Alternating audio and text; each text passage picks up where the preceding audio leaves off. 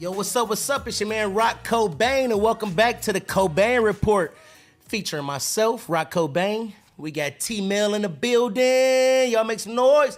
Today we got a special guest, Woodrow the fucking entertainer. It's like, no, Woodrow the entertainer is in the building. What's the deal? Woodrow? Snap it up for the homie. You know the vibes. Welcome to the Cobain Report, bro. What's been up with you? Thank you for having me, man. First of all.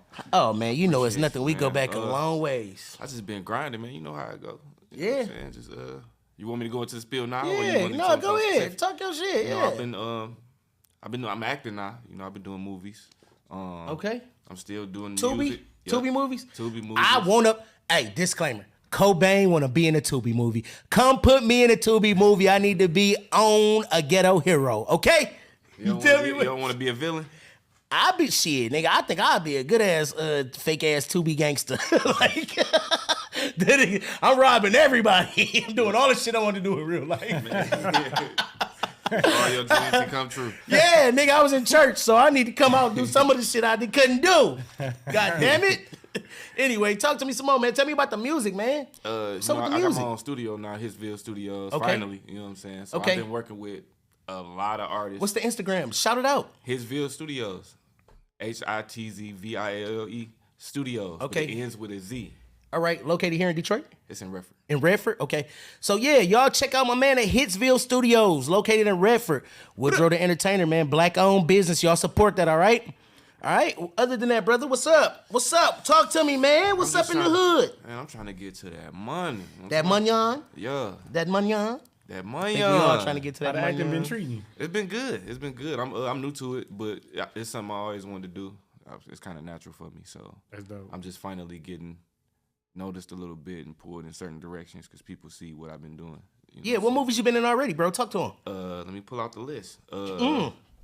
I almost choked on this little ass bottle of water. Wait a minute. Wait. So you got a Did list. you say the got a list? Yeah, you got a list. Do I need to go to your IBDGMFMPLOP, whatever the name of that damn website He is? been working. There's a couple that's not on here because I just did a few. I know Coney. I know you was in a movie called Coney Island. I know that one. Coney, A Stranger in Our House, Okay. At What Cost, By Any Means, Damn. God Forgives I Don't, Sloppy Seconds. You was in Sloppy Seconds? Yeah, but I was extra. I love that movie. you It's was in weird it. with the You was little in dog it. scene. Yeah, Oh, yeah. sorry. I don't want to run it for you. But It's back Yeah. up now. It ain't on there. But why did they take it off? I guess Because it was of too dog much scene? I guess it was too much outrage, I guess. Oh, no. That movie was good. I watched it. I actually watched it. Shout out to, what's her name? Janaea? Janaea, I think is her name. And you said it was too much outrage, so it was a lot of controversy, huh? Man, it's this Tubi group. I don't know if y'all in this Tubi group on Facebook. Yeah. But that Tubi group go crazy when It the new does. movie drop. It do. And something crazy in the movie, they just talk about it for like They do. weeks. They do. And to the point where that really would be pushing the movies for real. You know what I'm saying? So, But a lot of people watched that movie, though, because the outrage was crazy. Niggas was watching it. Yeah, So for them to take it down is crazy. That sound like the first one we're gonna be jumping into. Yeah, There's man, a lot so- of outrage and a lot of controversy with this. No, person. man. So I'm proud of you, Wood. With all your accomplishments, man. That's actually dope. I didn't know you were in so many movies, bro. Yeah, I got a bunch more. Man, that's a Damn, blessing. you Keep want to it go to the going. rest Keep down the it list? going. I mean, go ahead. I got 2 episodes on The Plant. I was an extra in Blue Ice, Deceitful Family, What People Do for Money. That was an old movie though. On Consignment. I actually scored that movie, and I Damn. got 2 songs placed in that movie as well. Okay. And Her Husband's Enemy. I wasn't in the movie, but I got a song placement in the movie. Okay. That matters too, though, low key, because you still growing with your little IDBM, whatever that thing is Yeah. called. So that's about 10 movies you just named, bro. And then I think I just did like 2 more. I can't remember the name of them right now. Crazy. I ain't right. So are you pushing more into being an actor than a rapper now? No, I'm doing both of them. Okay. And it ain't just rapping. You know what I'm saying? I also on the production side. You know, I'm Yeah. a producer, You do. engineer, make beats. songwriter. Yeah, you do. Now I think I got a I'm couple engineering joints from you. movies. Yeah. So that's a whole other bag right there. Yeah. No, yeah, for sure. Proud of you, bro. Proud of man, you, brother. appreciate it. So on both ends with the movies and the music, you in front of the camera and behind the camera, which one you think is more like your speed? Which one you like the most? Being an artist more, you know what I'm saying? But I know I gotta, you know how the game go. You get older, you know what I'm saying? Yeah, you switch into. I always gotta wanted to branch diversify. off into acting as I got older anyway. Yeah. And I actually just posted a manifestation I posted like 10 years ago on Facebook. I was like, I want to rap. I want to own my own business, start my own business. Then I want to branch off into acting as I get older. And you did it. Yeah, I'm doing all that. That's the vibes. So artistry, that was the first love. That's Black Boy Joy. Yeah, Black Boy Joy right there, champion. That's love. Black excellence at its best. Speaking of Black Boy Joy, I think I'm going to go ahead and kick this off for our first topic. Hey, man, Charleston White got his ass whooped. I don't know if that's the way I was supposed to intro that, but I'm going to say it. My man's Charleston. What y'all think about your man's getting his ass tossed up like a Tupac song? Oh, man. I let the guest speak on that. Like, how you feel about that? You gotta keep your head on the swivel, man. You gotta keep your head on the swivel. Yeah. He was watching the wrong nigga. You know what I'm saying? He was watching the wrong nigga. So I take it you did see the video. Yeah, I think. All right. He said that one eye wasn't working right. So that's what he said. Shit. That. He said that. So my man caught him. That's what he said. I forgot, dog, when he had one eye. Yeah. It's a little bit harder. You got to keep that What's joint that, on the glass swivel. eye? Yep. Yeah. I thought he was just cross out a little bit. Nah, it's a glass eye. I It's think a that glass joint eye. is not damn. effective at all. But that joint is out of commission. But both of y'all being entertainers, like, how would y'all handle, an unruly crowd? Because he said that's what the case was. Somebody was heckling him. So how would y'all handle that?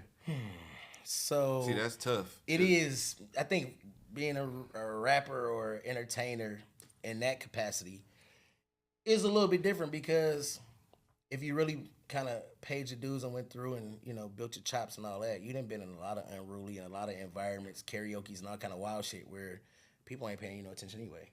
So you kind of get, you just go up there and you knock shit out the park like you used to doing. But I think as being a comedian, you need that crowd engagement. So as a musician, you cool with the crowd engagement, but you just rocking your song, your record. So you up there knocking that shit out. You know what I'm saying? You doing the dance moves. If you got dance moves, you making sure that you not honestly, bro, as an artist, you trying to remember every motherfucking word.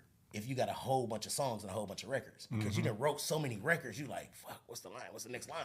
You know what I mean? Man, that's the part. Me personally. Go ahead. Tell me how you feel about it, Wood. Man, you still active as an entertainer. I forget. I'm not acting. I'm active. That's what I said. You still active I as thought an you said entertainer. active. No, I'm currently deactivated. I'm on the bench as an entertainer right But now. no, let me get that straight. So I actually been on the bench for the last couple years. You know what I'm saying? But I did it to myself because I wanted to build up my studio and everything else. You know what I'm saying? Because I had a lot going for myself before I stopped. You had, yeah. And I had to. As long as I done known you, bro, you've been very consistent when it comes to music.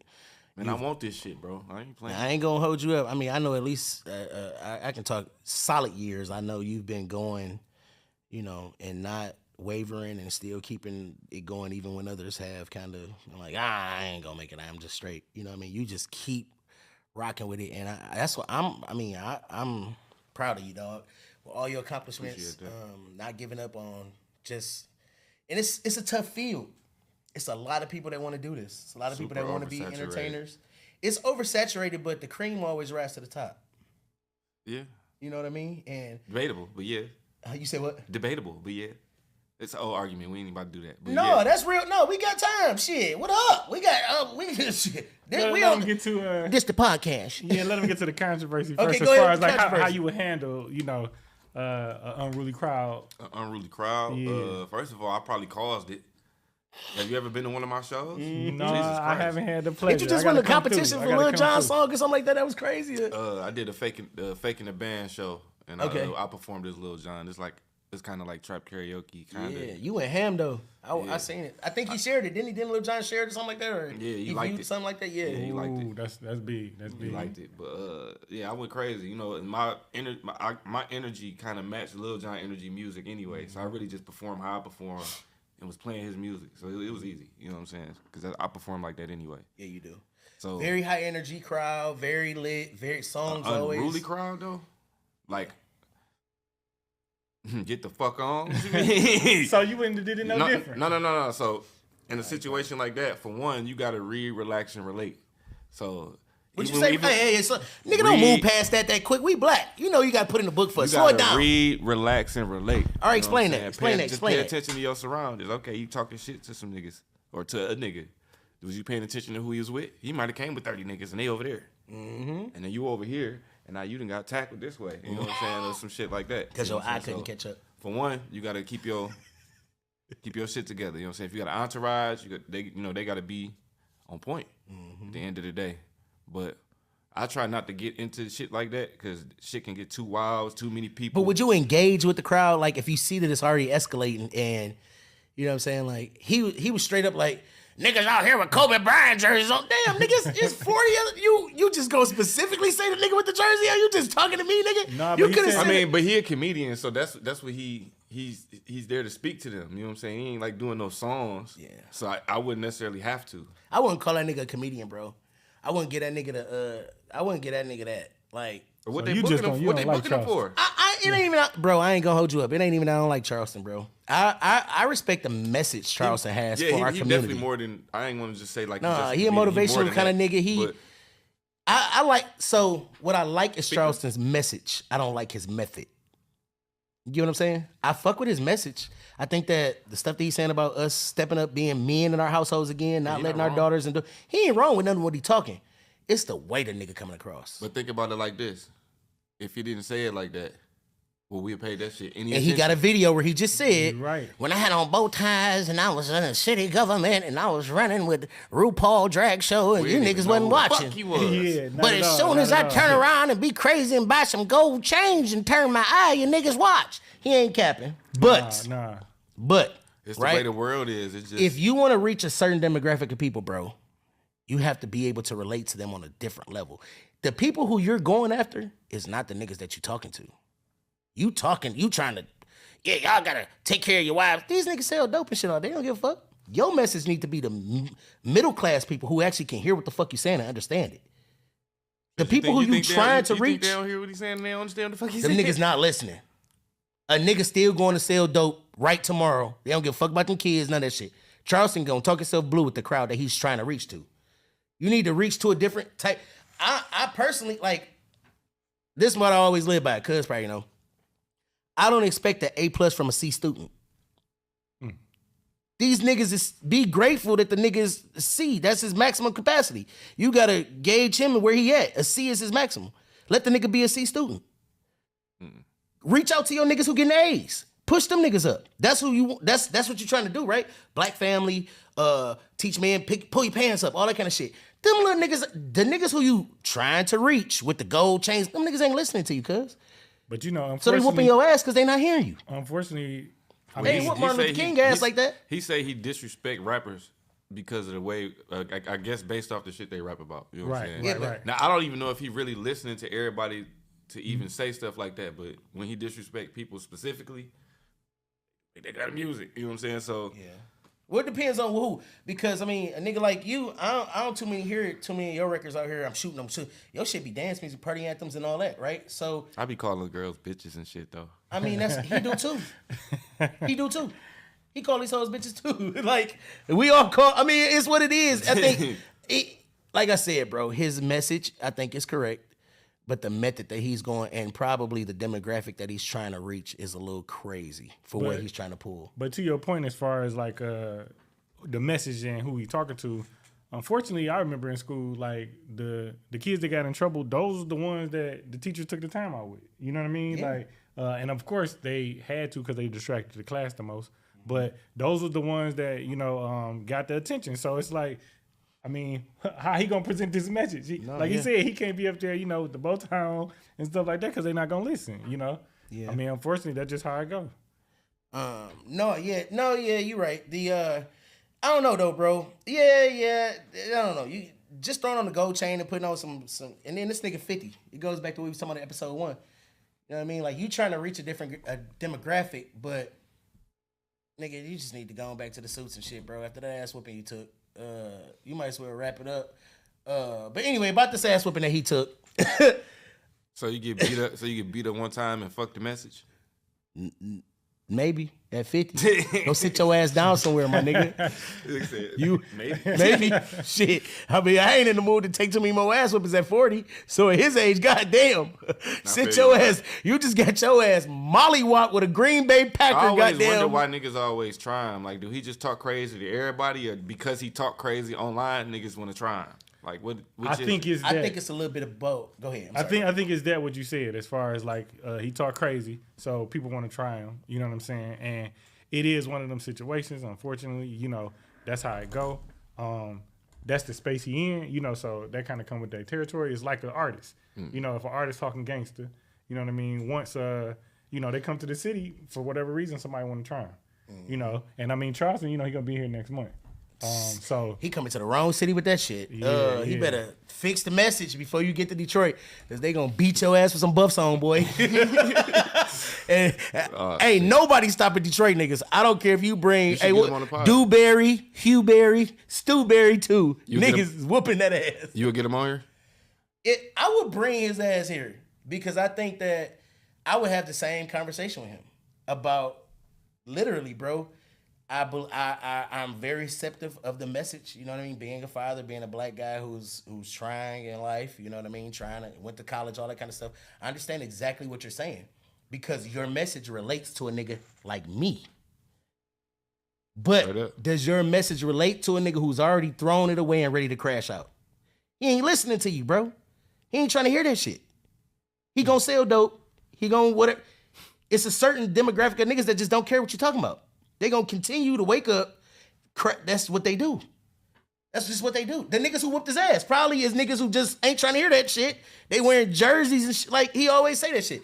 Niggas that's wearing Michael Jordans and basketball jerseys is causing the most drama at anything. Any family function, any bar, it's always a nigga with jerseys and Jordans on. I mean, but that ain't shit but ageism. That's just a demographic of niggas who still wear jerseys. Nah. So that's a demographic of men. You know what I'm saying? So, but and honestly, he was going off of like I say like a political stance, because you go to like the clubs, a certain age group. That's what they got, you know, posted. You know what I mean? As no far jeans, as like, no gym yeah, shoes. no jerseys. It's specific. No jerseys, no baggy pants, you know, all of that stuff. So, I mean, he knew what he was doing when he did that. As far because he poking at, you know, the big. He was. You know what I mean? He knew what he was doing. So if you watch the video, which the video's everywhere. If you guys want to find the video, it's probably on Twitter, Instagram, a lot of everywhere. You can kind of see he was coming out on stage to do his show.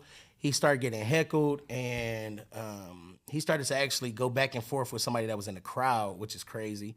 Because if you there to get your bag and you there to get the back end like he showed us that he got, the focus should be on the paper, not with these people who not getting paid to be here is out here talking about and doing, right? Right, get through your set and get the fuck on. And gone. Now you done took an ass whooping for nothing. You already had the back end. It ain't that important. So you got an ass whooping and still got the back end. That's dumb as shit. But he admitted. I'd have got the fuck on as soon as I got the back end. So he got the back end plus tax. He definitely got plus taxed. But he admitted, like, his whole thing and why he reacted why he did, he said he blew the show.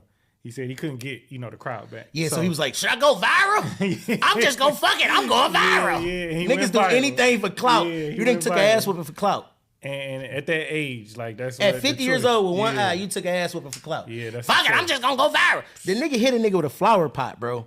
Yeah. Yeah. A flower pot was your weapon of choice. Did you see how he swung the mic? Niggas talking about, I didn't bring my mace, my pepper spray, nothing. I just got caught slick. Yeah, you got your ass handed to you in Texas on some bullshit. In your home state. That's where you from. That's your hood. Yeah. Where is his fucking security? Dewberry, another 50-year-old nigga out there. He was there. He pitched in a little bit, you know what I mean? But the clout, it is, like you said, at an all-time high. You know, man. Whack 100, you know. Oh, man, that's another situation. Yeah. We talking about clout. We might as well go on into a topic that I don't want to talk about. So this part of the show, like I told y'all, his views and opinions are not mine and mine are not his. So this part of the show, we're going to talk about something real touchy, something real sensitive. So if you a hoe ass nigga, get out the room. Tramell, go and tell him what you want to talk about, bro. I can't do this with you, man. I love this nigga Nip, man. So I'm a big fan of Nip too, real big fan. You know what I mean? Honestly, my brand was inspired, you know, through Nip with the Crenshaw brand, his whole like marathon and everything. And this week, Whack 100 was on a show. You know, he was on a platform and he was speaking on Nip, you know, and he claimed that it's a sex tape that, you know, Nip was engaged in with another individual. And this individual was supposed to be, you know, doing his baby mama. And he said he needed some motivation, so he called, you know, his homeboy through. The video, it haven't surfaced, you know, don't know if the video is legit, but this is what we talking about with the clout. You know, like this man is no longer here. You know, so how you feel about Wack bringing something like that up? Man, why keep like, bro? So now Nip is like Adam 22. That's what Adam 22 said. That's what he said. He said, so you telling me he worse than me? He said that. I mean, I don't. Who else did that? Did he? Yeah. Man, FreakyNiggas.com. It'll never be that serious. Yeah. But I don't believe it. I didn't need to hear it. You know what I'm saying? We could have lived happy lives without that information. I don't understand what your motivation was for bringing that shit up. I mean, like I feel like No, I'm talking about Wack. You know what I'm saying? Like, Because he a whack ass nigga, bro. Yeah. His name stay everything for him. I'm staying out of this topic because y'all already know how I feel about the hood stuff. You feel me? It's always gonna be neighborhood around here with me. So I'm gonna stick out of this and I'm gonna let Tramell have his shine time. But I'm gonna say what I got to say. Nipsey, I don't know, man. I hope it ain't true, bro. That's all I got to say. I don't You look like a believe it. stand-up gentleman to me, so how you can't stand up, gentlemen? Nah, First of all, pause. Immediate pause. Crazy. It blew my mind. Like he even felt comfortable talking about it. You know what I mean? Like again, you know, he gone. He been gone for a little while now, and you gonna like, you know, try to like put all these things on this man's name. You know what I mean? Like, but. You know, what do you think as far as the motivation was behind it? You know, I mean, you know, they got their history. You know what I'm saying? And Yeah, they definitely got history. they got deep history. So if you notice, you know what I'm saying, he showed some respect, but it wasn't all. I don't think Nip really like fucked with everybody. Wack when he was alive like that, though. You know what I'm saying? I Yeah, know I the think- vibes, I think- but I think Big they was- U was more Nip's man. You know what I'm saying? Big U was the homie compared to Wack wasn't really the homie for Nip like that. So I could kind of understand the vibes. You know what I mean? Compared, it's a lot of LA history in that shit. Like you said, it's a lot of LA history in that. But to talk about a man who's dead in that way is an ultimate clout chase. it's disrespectful. And that's what niggas is doing nowadays. But that might just be our community because niggas talk about Elvis and all these niggas all day and ain't nobody heartbroken and all that. So, but our community, I think, holds Nipsey at a high regard for his message that he had out, right? So it's kind of like if you look along the walls here, they have a lot of great people. So it's like somebody bringing a story against Martin or Malcolm or the Which minister. they have. You know what I With mean? Martin, they have. For the black community, we looking like, don't talk about it. But it kind of goes back to, you know, how we treat our pastors and our people that's in authority or our people who have been in a high figure role to us. You know, we give them a pass on a lot of bullshit. You know, so whether it's true or not, I don't know, but I'm gonna respect the message that Nip had out. You know, what niggas do in their bedrooms, I feel like is their own fucking. I mean, that's between you and God anyway, right? I ain't in that bitch. Yeah, that ain't I my with business. you. I ain't trying to be in that bitch. That ain't either. our business. You know So, what? It's always some pause stuff for Wack Wack. saying always that ain't got shit to do with being our business. You know what I'm saying? Like, that shit is not our business. It ain't even his business. Because like, Wack is a nigga who he like for his name to ring from bullshit.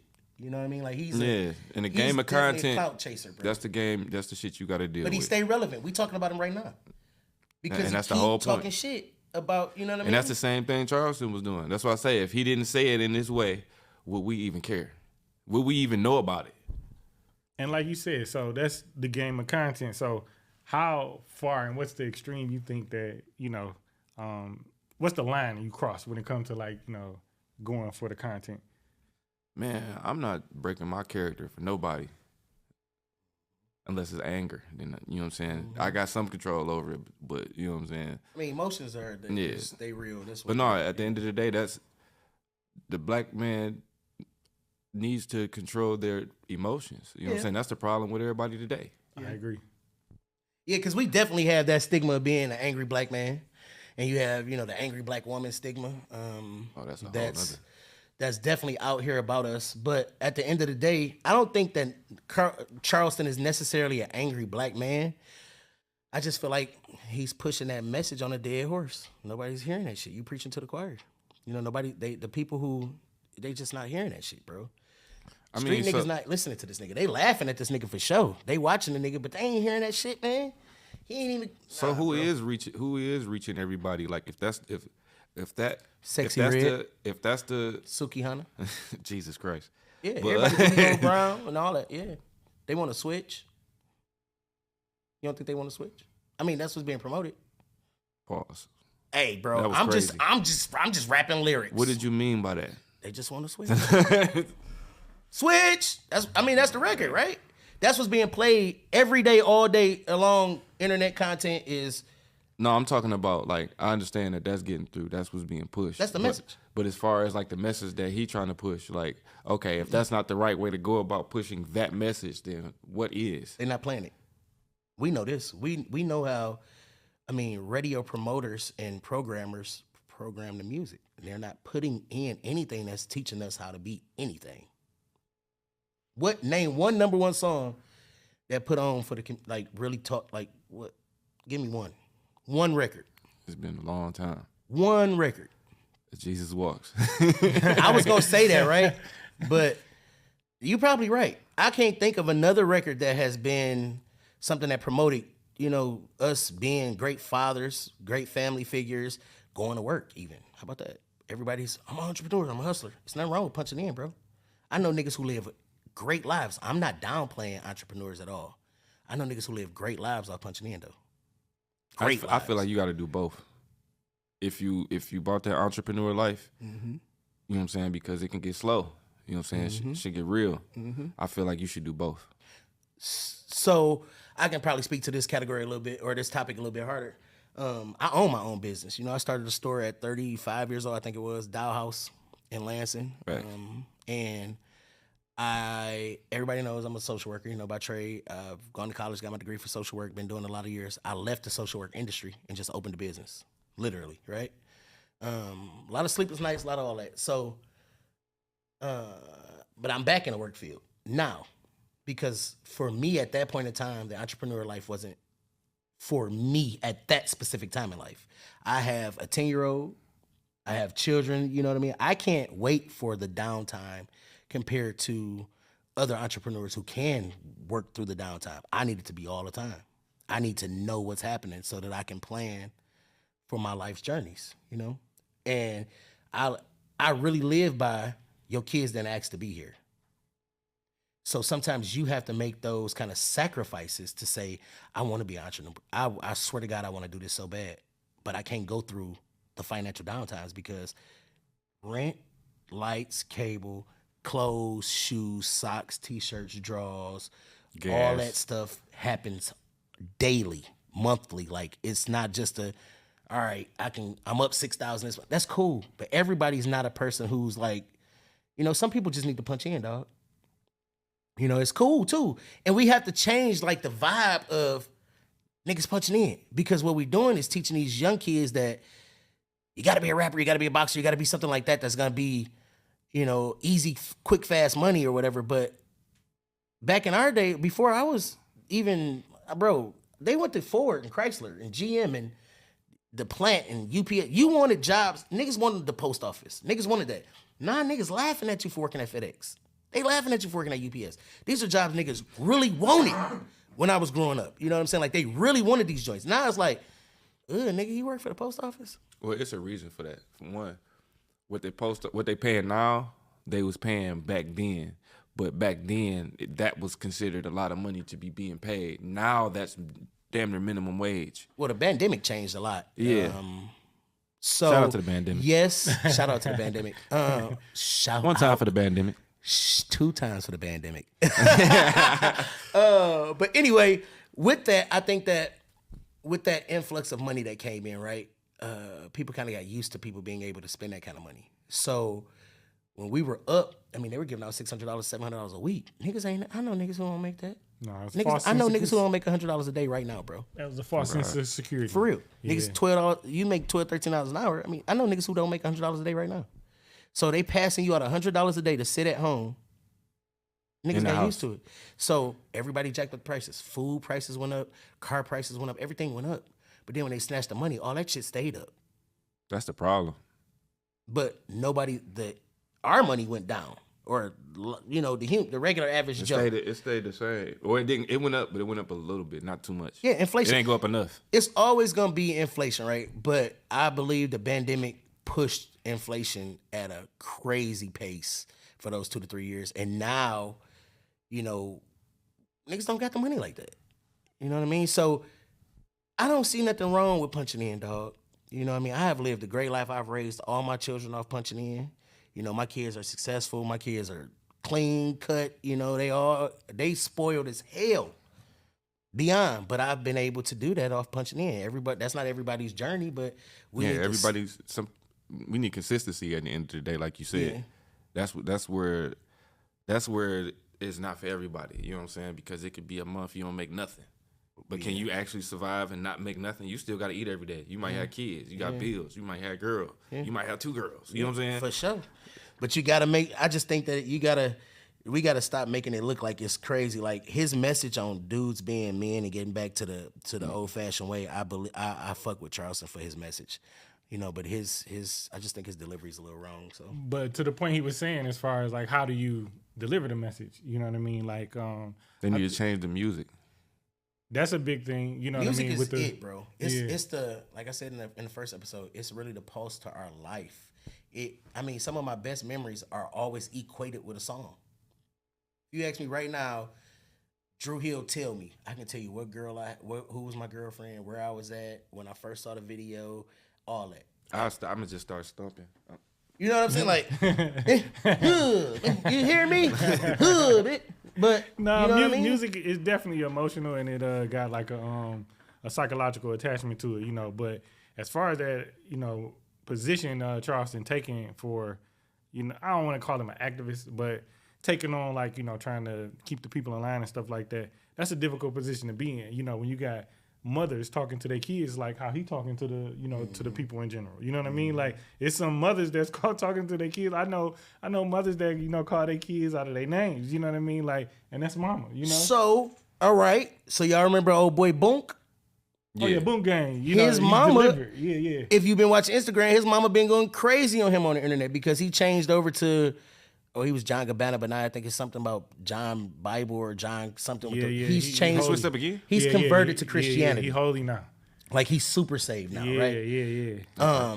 But his mom got on and was like, you didn't have to go through all of this, and basically downplaying his testimony, right? So he got on and he said what he had to say. He's like, you can't change how my truth is. Like you can't change my narrative of what the truth is of growing up in the house with you.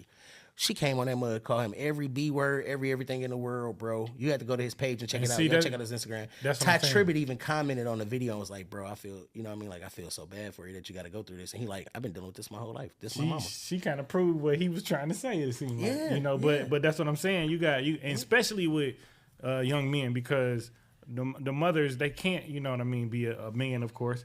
Yeah. So they are like over aggressive, you know what I mean? Especially with how they communicate with their sons. Yeah, because they want to show them how to be quote unquote men. Perfect example is Krishan, right? Oh yeah. Since she had her baby, she just wears hats to the side and dressed like a boy because her thought process is he don't have an in-house daddy every day, so I got to be more masculine so that he won't be feminine. That's not always true. Yeah, she said that. If you notice, it's on her page. All that she that's her reasoning for. If you notice, since she had her baby, she dressed more masculine now. Is because she wants him to see. That's her thought process, right? But who knows? Did she have a dad in the house? Who knows what her actual, like, who knows what she had? Who knows what her fucking role models and shit were growing up? So all that matters. Childhood trauma, all that follow you in every relationship, trauma, all the way up to the day you die. And that's what that lead to. It leads to relationships. Childhood trauma is one of the things that truly can lead you down a horrible path as a parent. Myself, I always didn't have the greatest relationship with my father. My dad was in my life, but he wasn't active every day sometimes in my life. I would go periods of, I think I went one time almost maybe 3 to 4 years without seeing my father because he relocated to Louisiana, So, but what I've purposely done is tried to change how I interact with my children. I make it a point to try and go above and beyond. I live an hour and a half away from my kids, right? So I don't have the luxury of, all right, I can go after school and go see my son, even if it's 15 minutes or 10 minutes. So I make sure I FaceTime them. I call them. We have group chats. We text all the time. I am I'm there. I'm a present dad. Even if I'm not present, I'm present. You know what I mean? I take my weekends. If I have free time, first thing I'm doing is, all right, drop them off, bring them to me or whatever. You know what I mean? Because kids don't necessarily need you to go spend a whole bunch of money on them. They just want time and attention. They want to be around you, see you, deal with you, just be under you. They're your bloodline, your seed. So they have that inherent thing that calls and draws them to you because it's your DNA, it's your blood. So it should be something in you that attracts to them naturally. You know what I mean? So they want to see you. They want to be around. They want to do all that. So, like I said, his message about fathering and parenting and doing all that is correct. I just think he need to figure out another way to do it. And you spoke on your pops. That lead into the last one. So your pops met your mom in church, right? Yeah. So I forgot about this topic. Relationships in church. You know how you feel about relationships in church. So I believe that church can give a false security when it comes to relationships. When you meet these people, you meet them at church. Usually when you go to church, you have on your Sunday morning face, your Sunday morning clothes, your Sunday morning attitude, your Sunday morning persona, right? But you don't know them for real. You don't know you don't know how they are when they live. You know, all you see is the clean presentation. You don't know how they really are. It gives you a false sense of hope because you're like, oh, Sister Johnson over there looking good as, ooh, girl, them stockings. Come on around for offering. You get to Sister Johnson house. Sister Johnson house looking like Deacon Johnson, somebody, she need to be him, not her, because the house clean looking like basketball flows and all kind of crazy stuff. It just gives you a false security and a false sense of who they are. Now, as my pops say, you're supposed to collect data and do all that dating and all that kind of stuff, right? Church people don't really date like that, though. They date in church. Or I'll say old school church people. Because nowadays, they get straight to it. These church people, they're not the same as what I grew up with when I'm talking about, you know, Deacon Hattie or Sister Melinda or these people, these old school. You know what I mean? I'm talking from where I came from. You know, my days. I was born in the 80s. So that's 40 years ago now. God damn. Exactly. Nah, nigga, for sure. I'll be 40 this year. But I'm still lit and just might take your trick. Say no. My son already know I'm lit. He know the vibes. He been with me his whole life. So with you attending church and everything, you think is good or bad? Church, finding somebody in church. Are you active in church or do you go to church? Are you in church? Not right now, no. Before, but you been in church before? I did grow up in church. Did you see any successful relationships come out of that? Yeah, I see a bunch of marriages, and I've seen a bunch of failed marriages too. But I see the more traditional living people more so attend church. I mean, it's a little bit everybody, but for the most part, I see more so. Well, the older folks getting married. It's some younger folks who get married. Like it's my coach and his wife, rest in peace, who just passed away. His nephew just took over his father's church, House of Prayer and Praise on 6 Mile. Yeah, I know him. Wyoming. Steve, the Bennetts. Yeah. Yeah, I know Bishop Bennett. I know Steve Bennett. Go back with them a long time. They were part of Full Gospel Baptist with my dad, so I actually grew up with them. House of Prayer and Praise. Yeah. Yeah, so. But go ahead, finish your story. Don't let me. Yeah, I watched them. Them ain't got to be your niggas just because they mine. But yeah, so I see, you know, he's a young pastor. He's married. You know what I'm saying? So that's what I see. I haven't really got into church to see how the young folks are with their relationships, but I can only imagine it's probably like high school. No, yeah. I've just never had. I've seen examples of relationships and marriages in church. Have they been successful all the time? No, but what I will say is I've seen those relationships last a little bit longer. I don't know if it's the whole community. You know, divorce is not an option because of Christianity thing. But I've seen a lot of dirty stuff go down inside of marriages that's lasted the longest, right? Yes. But I think, you know, they say through better or worse and all that kind of good stuff. And I mean, I done seen some of the worst. You know, we seen some of the best too. Like you said, with I've had the best. Yeah. But that was one scenario, right? Compared to So both sides of my family are church people, right? My side of the family, Davis, my dad's a pastor. His grandfather was a pastor. On my mom's side, she's a preacher. Her dad was a pastor, and his dad was whatever, preaching, elder, deacon, whatever. So both sides of my family go back to great grandparents of being in church. So I've seen, yes, a great marriage that lasted 60 years? 62 years, right? So I've seen the best of the best, but I've also seen marriages that lasted 40 and 50 years, and the guy has 4 and 5 kids outside the marriage. So I've seen both sides of longevity, but I mean, different viewpoints and different kind of, end results. You got one guy who, smoked cigarettes and had a little wine here and there, but he was integral. He went home to his wife every day. He didn't have outside children. Then I had another man who, he was holier than thou, speaking in tongues, shouting, doing all that, but he had all the hoes.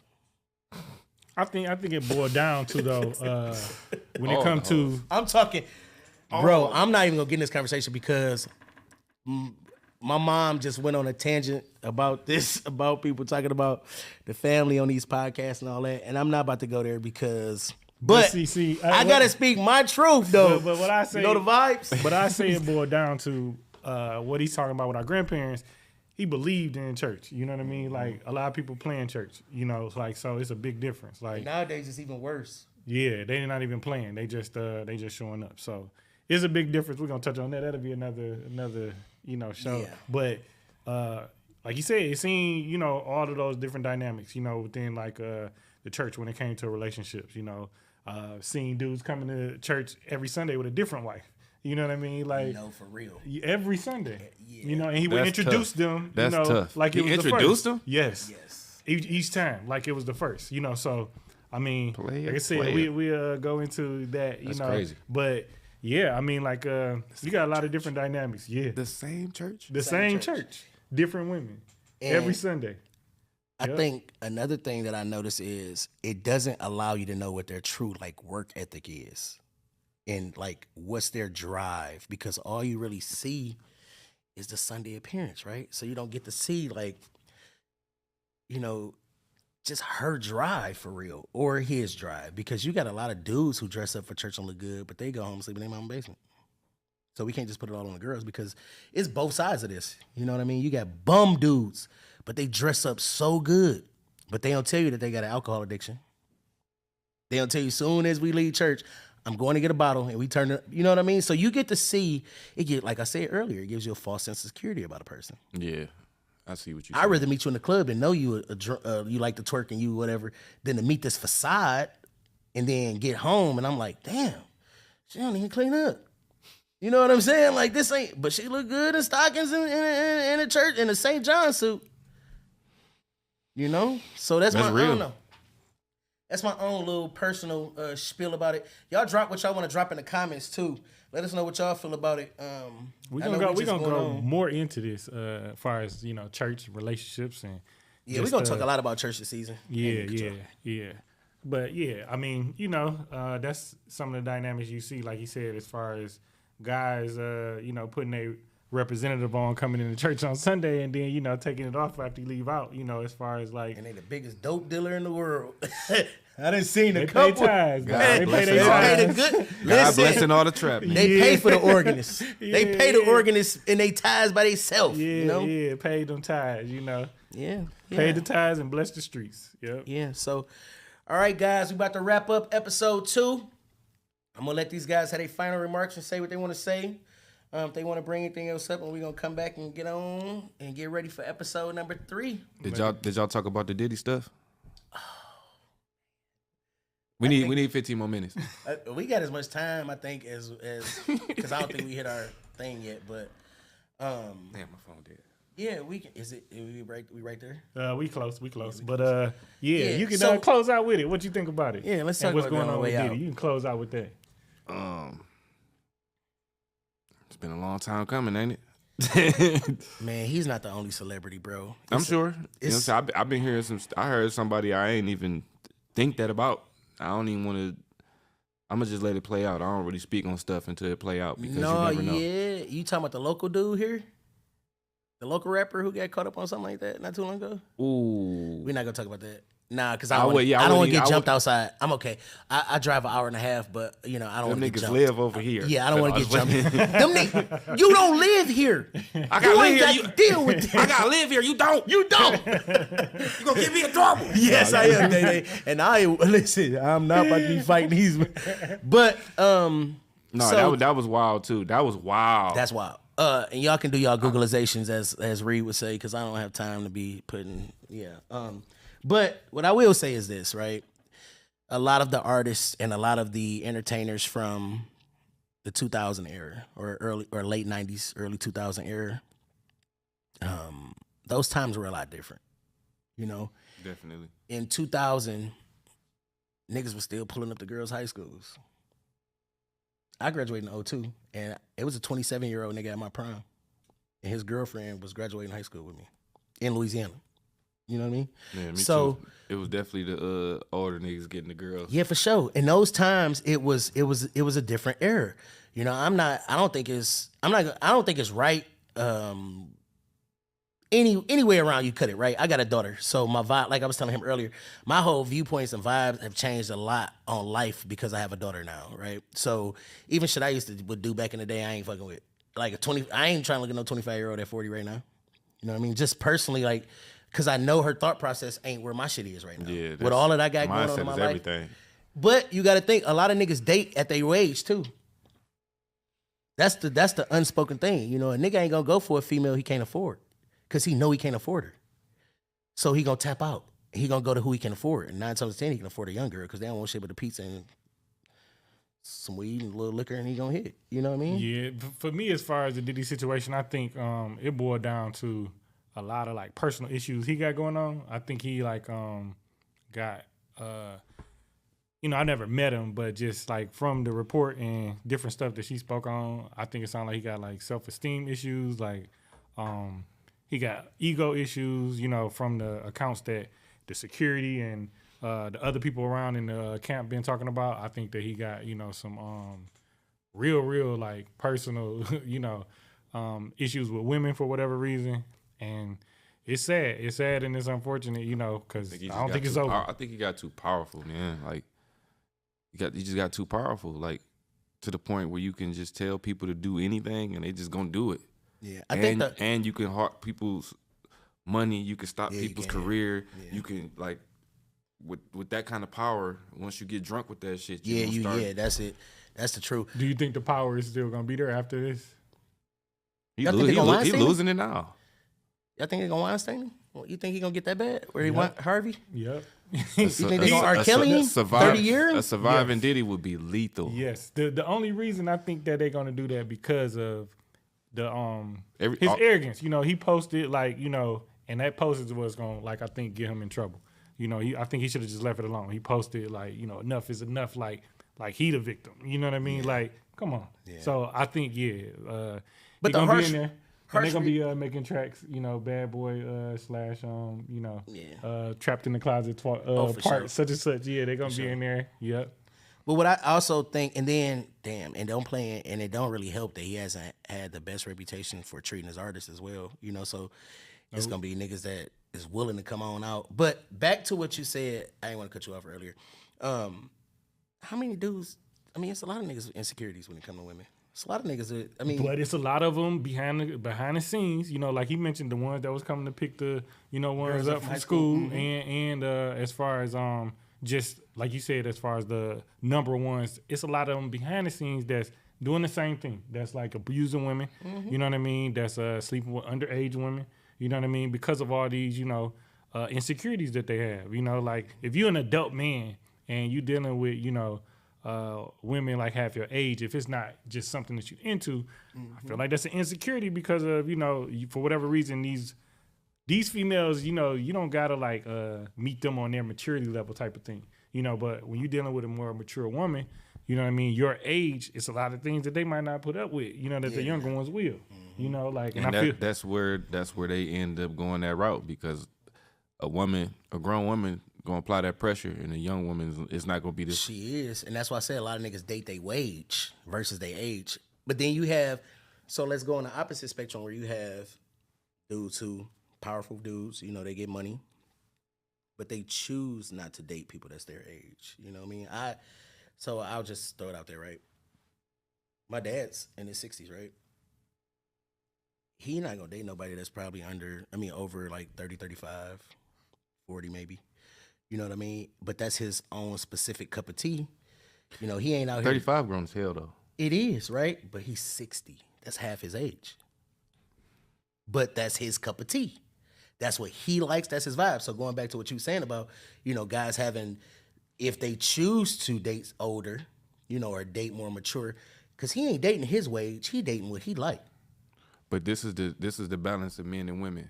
So women can make that choice at a young age of they can date the older men or they can date the younger men. But when the men is growing up, you know what I'm saying, you got to date who you could date until you get older, then all the young girls be attracted to you. So now, but are they attracted to you or are they attracted to what you provide? Right. You know what I'm saying? Yeah. That's the difference, bro. And that's the game you play with that. You know what I'm saying? Some people got their preferences.